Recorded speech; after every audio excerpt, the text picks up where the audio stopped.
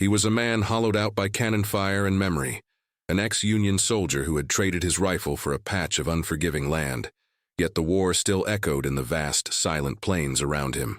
The story of how he took in a blind 17-year-old girl, one he found left tied to a fence by a father lost to drink and despair, is not a story of heroism. It is a story of ghosts, and how sometimes the only way to quiet your own is to care for another's. Before we delve into this tale of a fractured peace, we would love to know where you are watching from in the world. Let us know in the comments, and please subscribe if you wish to see more stories like this one.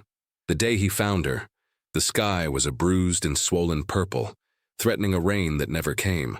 Elias Thorne was walking the perimeter of his property, a ritual as ingrained as the cleaning of a weapon he no longer owned. His steps were heavy, the earth complaining under his worn boots. And then he saw it, a shape against the weathered gray of his fence line that did not belong. Not a stray calf, not a fallen branch. It was a flicker of pale cotton, a slump of human form. He approached with the caution of a man who had seen the deceits of the world, his hand resting on the empty space on his hip where a pistol used to live. The closer he got, the clearer the cruelty became. A girl no older than 17, her wrists bound to a fence post with a length of rough twine that had rubbed her skin raw.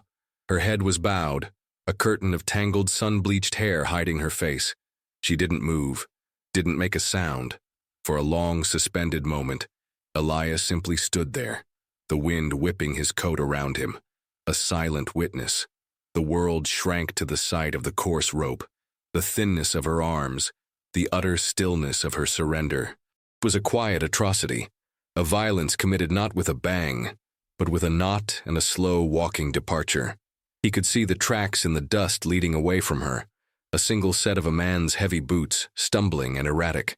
A bottle lay discarded nearby, a glint of amber glass in the dying light. He had seen this kind of casual cruelty before, in the margins of battlefields, in the eyes of men who had lost their souls. But to see it here, in the supposed peace he had sought, felt like a personal violation, a stain on the very silence he had come to depend on. He approached her as one would a frightened deer, his movements slow, deliberate. The air was thick with the scent of dry grass and the impending phantom rain. He knelt, his knees cracking in protest, and saw that her eyes were open, but they were not seeing him. They were milky, unfocused, staring into a private darkness, blind. The realization settled in his chest like a stone. The cruelty of it deepened, twisting into something monstrous. Leaving her here was not just abandonment, it was a death sentence. He said nothing. Words were clumsy, useless things in the face of such a scene. Instead, he reached out, his calloused fingers working at the tight, unforgiving knot. The twine was stiff, biting into her flesh. She flinched at his touch, a tremor running through her frail body. But she remained silent, a statue of endurance. He finally worked the rope free, and her hands fell limply into her lap. The skin on her wrists was broken, angry red marks weeping against the pale skin. He looked at her face then, truly looked. It was a young face shaped by hardship but not yet broken by it. There was a dusting of freckles across her nose, a stubborn set to her jaw even in this state of collapse. He shrugged off his heavy wool coat, the one that still smelled of wood smoke and solitude, and draped it over her shoulders. The warmth of it seemed to seep into her, and a shiver, a real one from the cold this time, shook her frame. He still hadn't spoken. What was there to say? Who did this? Why? The answers were obvious and irrelevant. The only thing that mattered was the girl in front of him, a piece of human wreckage washed up on the shores of his isolation.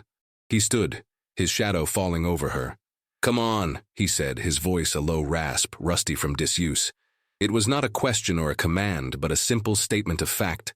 A new reality had begun. He gently took her arm, helping her to her feet. She was unsteady, leaning on him, a feather-light weight against the solid, scarred bulk of his body.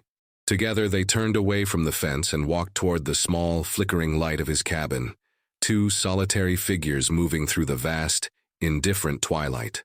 The cabin was more of a shack, a testament to function over comfort, built by his own hands. It was one room smelling of pine tar, old iron, and the lonely dust of a man living with his ghosts. He led her to the single chair by the cold hearth, a rickety thing he'd mended a dozen times.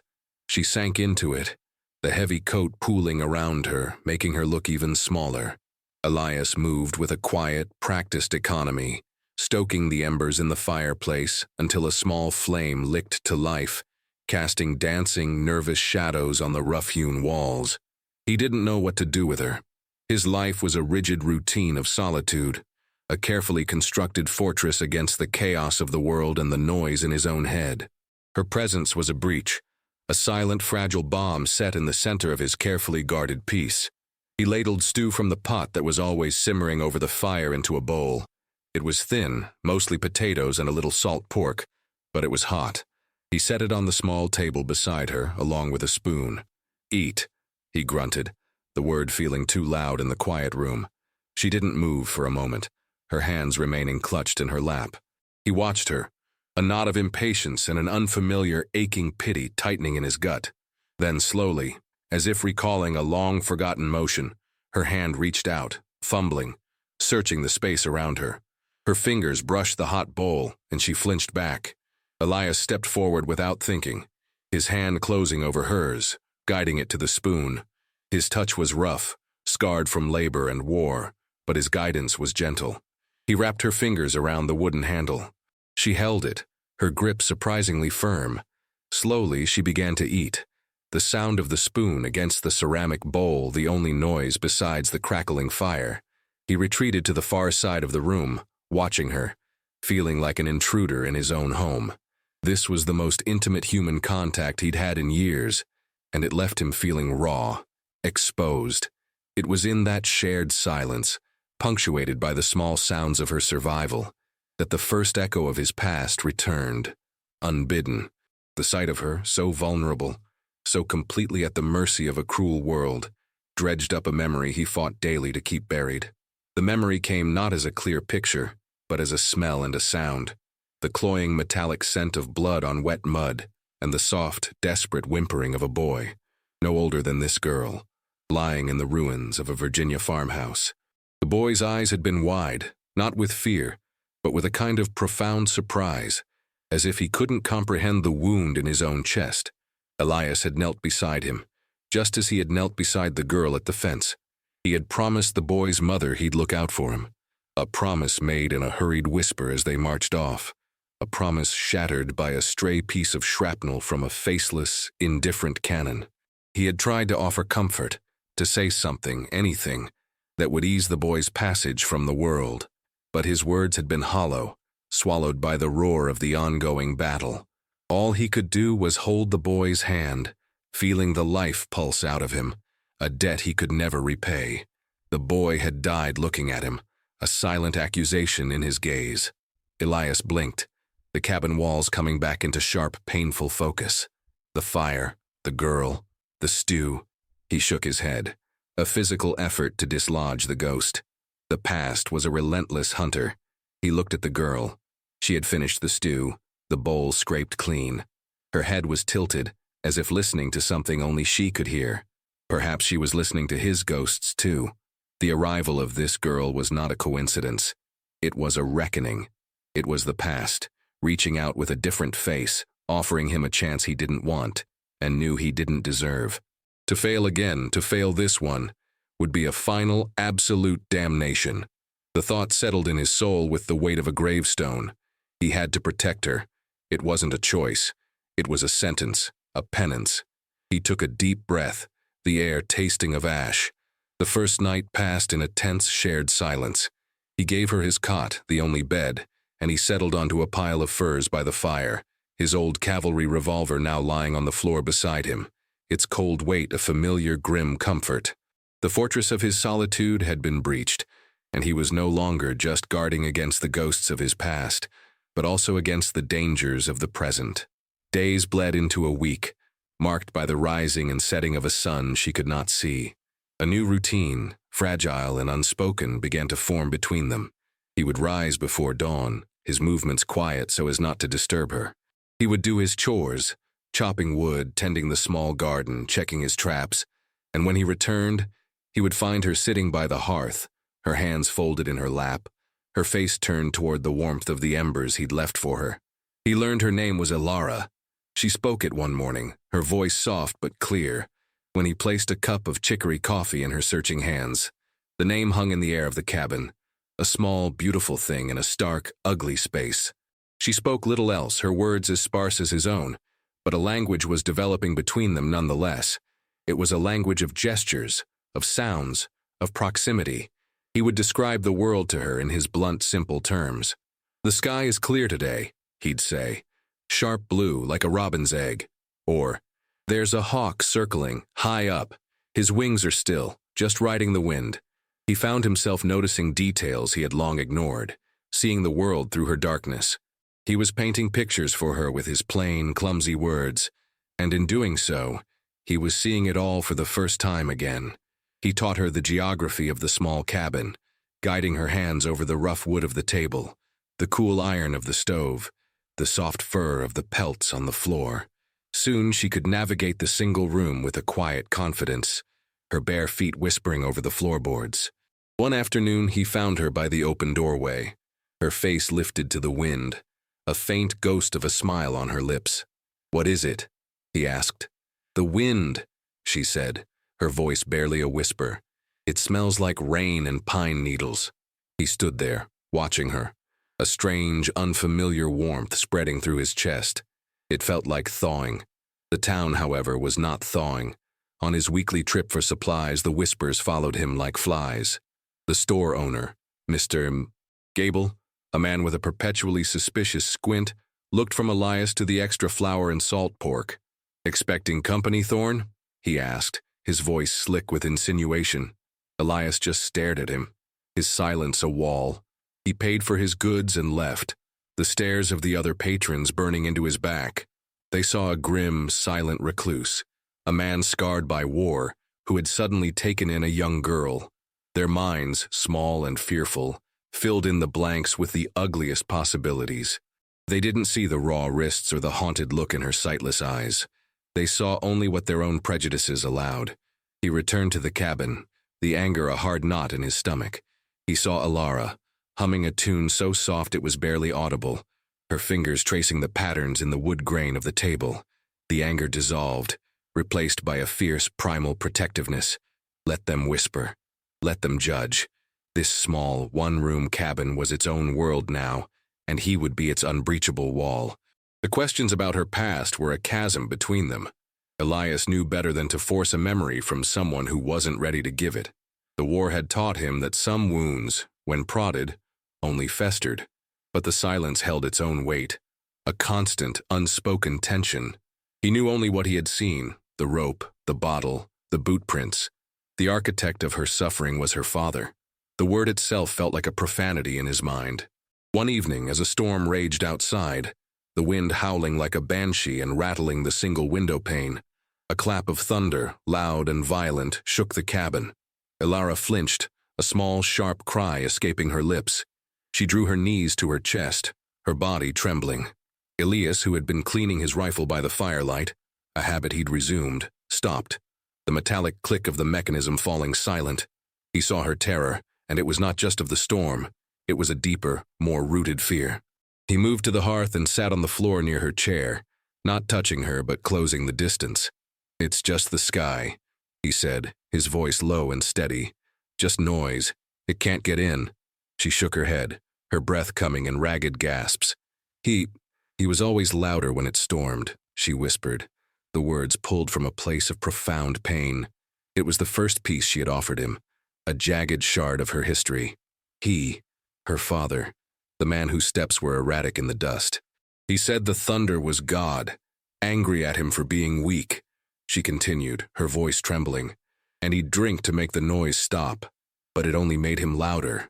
Elias said nothing, simply listened, his presence a silent anchor in the tempest of her memory.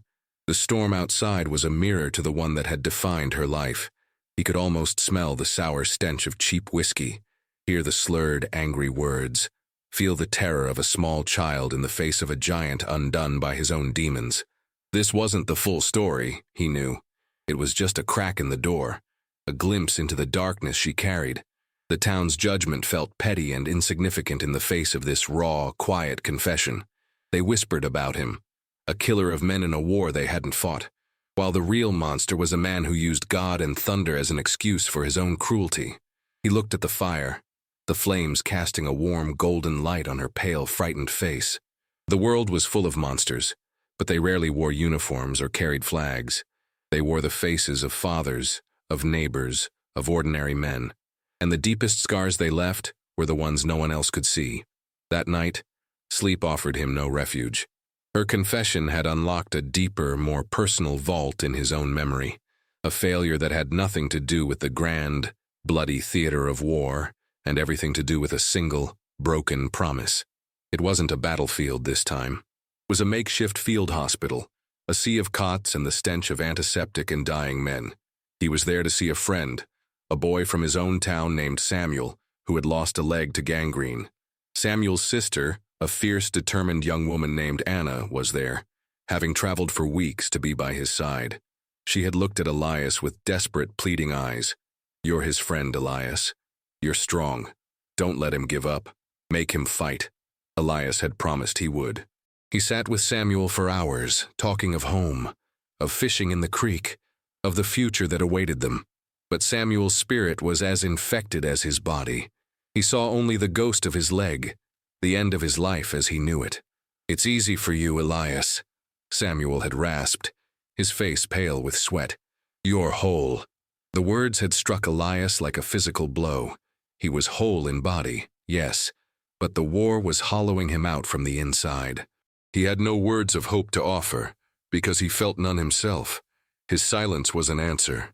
Samuel turned his face to the wall, and Elias left, defeated. Anna saw him go, the accusation in her eyes more painful than any bullet. He had failed them both. Samuel died 2 days later, not from the wound, but from the despair that Elias had failed to fight. He woke with a start, the fire nothing but glowing red embers. The cabin was cold. He looked over at Alara sleeping on the cot, a still form under the blankets. He saw Anna's face in his mind, then Samuel's, then the boy from the farmhouse. A gallery of his failures. He had always been a good soldier, an efficient instrument of violence and order. But he was a poor shepherd of hope. He had always failed the vulnerable. This time it had to be different.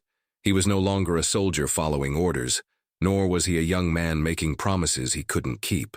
He was just a man in a cabin, with a girl who had been handed to him by a cruel fate. Protecting her was no longer about penance for the dead.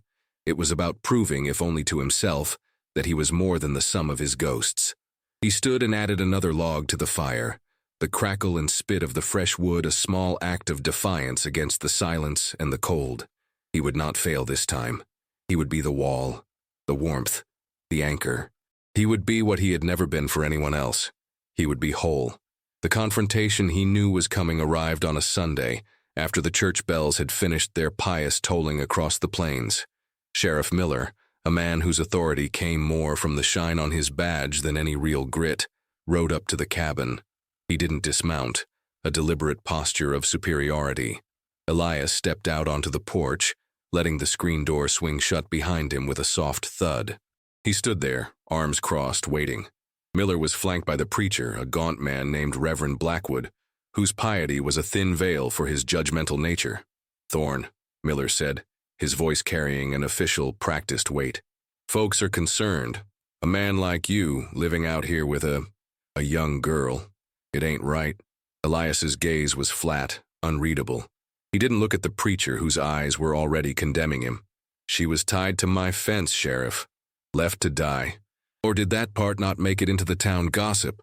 The sheriff shifted uncomfortably in his saddle. "We heard that part. But her father, Silas, he was in town. Said you stole her. Said she's a handful prone to wandering and he was just teaching her a lesson." The lie was so blatant, so self-serving, it was almost laughable. Teaching her a lesson. Elias felt a cold, sharp anger, but his expression remained a mask of stone. "You smell the whiskey on him when he told you that tale, Sheriff?" he asked, his voice dangerously quiet. Reverend Blackwood chose that moment to intercede, his voice dripping with false concern. "My son, the Lord's house is a place of sanctuary. The girl should be with good Christian folk. Not in the wilderness with a man who has seen the things you have seen. The implication was clear. He was damaged goods, a tainted soul, unfit for charity. The hypocrisy was suffocating. These were the men who preached compassion but practiced suspicion, who spoke of sanctuary but offered only judgment. They would see Alara as a burden, a problem to be managed, not a person to be cared for. The Lord's house didn't find her tied to a fence, Reverend, Elias said, his voice cutting through the sanctimonious tone. I did.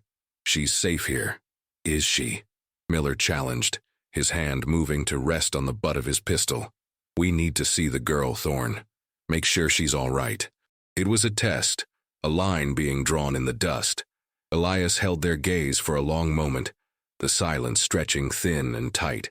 Then, without breaking eye contact with the sheriff, he spoke, his voice just loud enough to be heard inside. Alara, you have visitors. The screen door opened and Alara stepped onto the porch.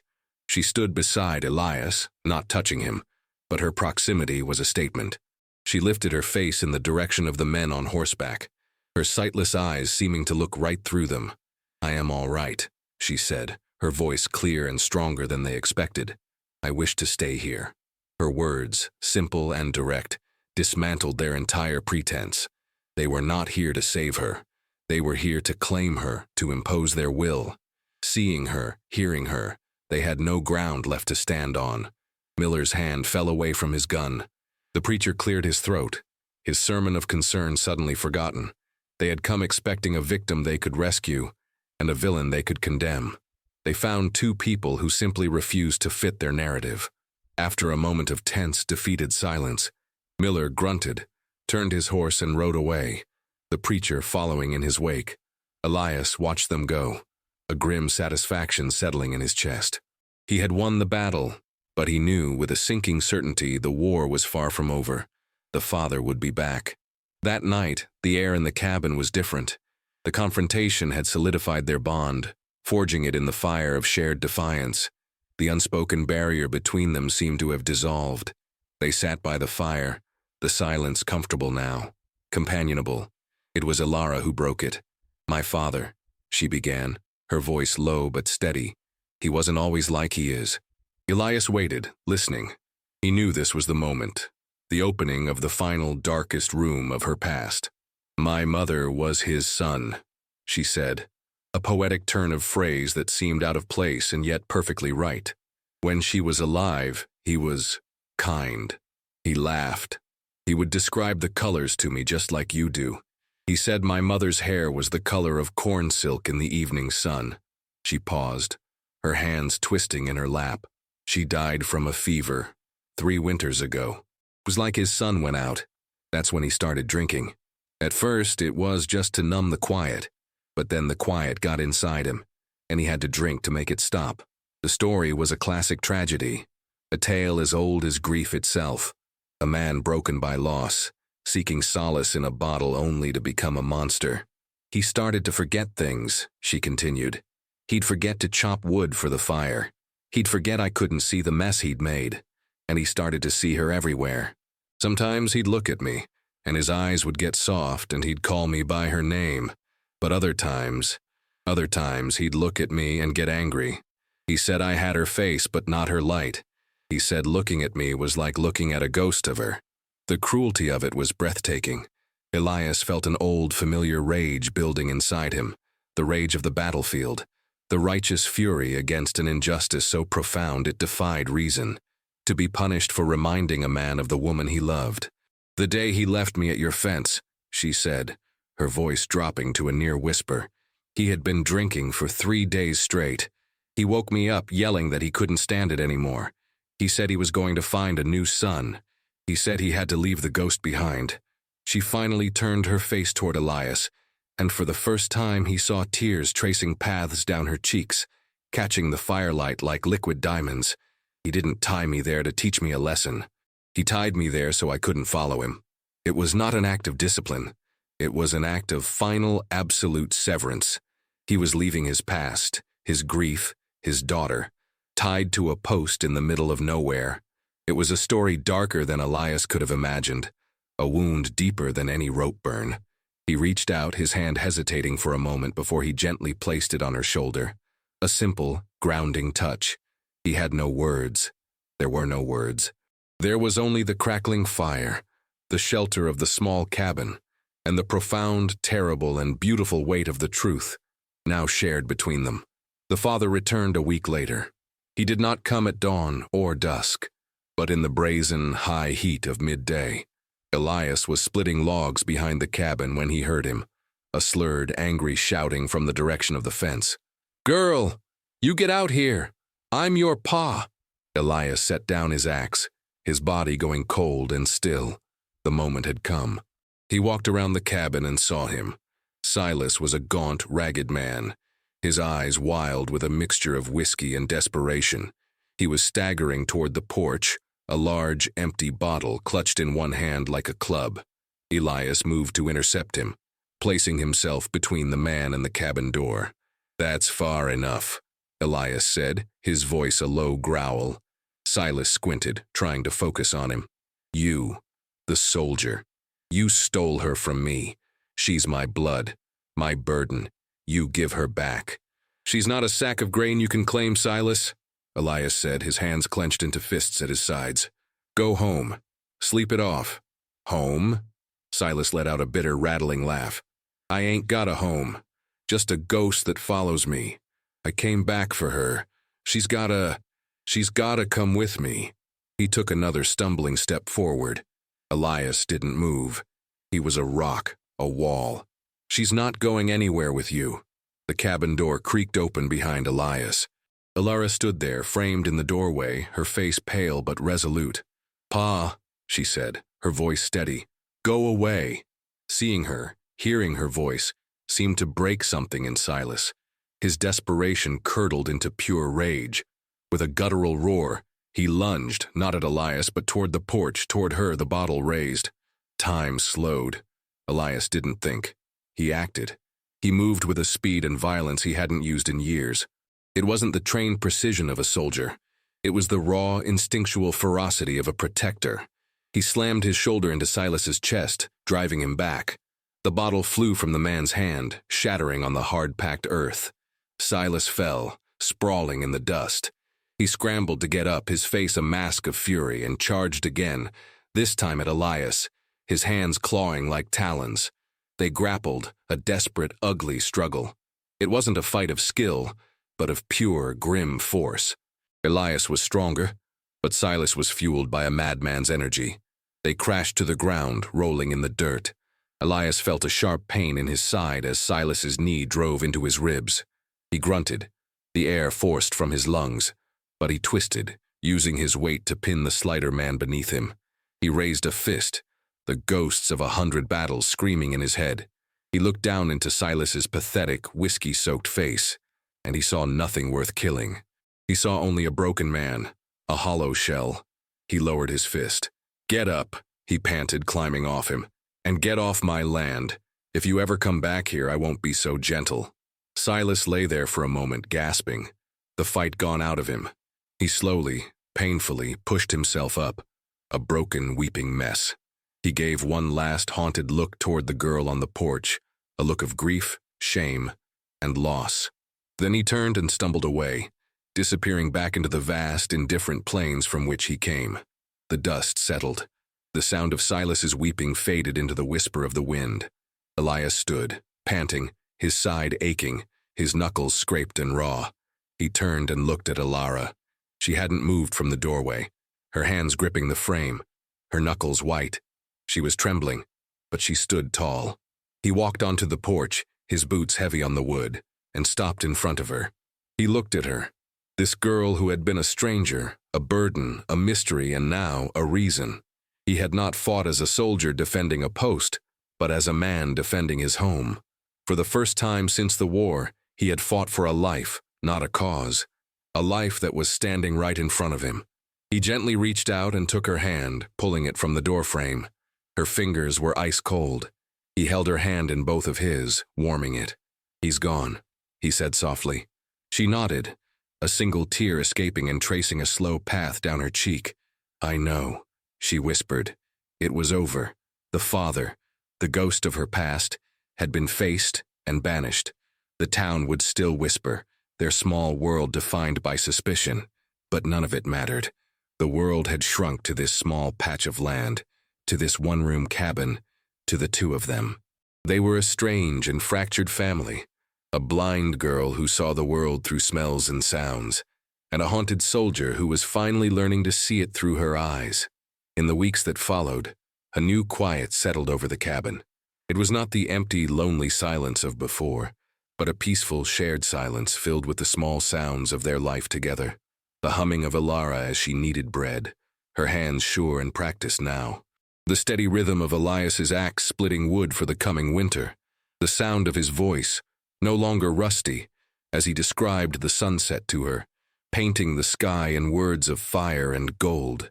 He was still a man full of ghosts, but they were quieter now. They no longer screamed, they whispered, and sometimes in the quiet moments, listening to her breathe in her sleep by the warm fire, he felt a flicker of something he had long thought dead. Not happiness, not yet, but something close. A fragile, tenacious thing, taking root in the burned-over landscape of his soul. It was hope.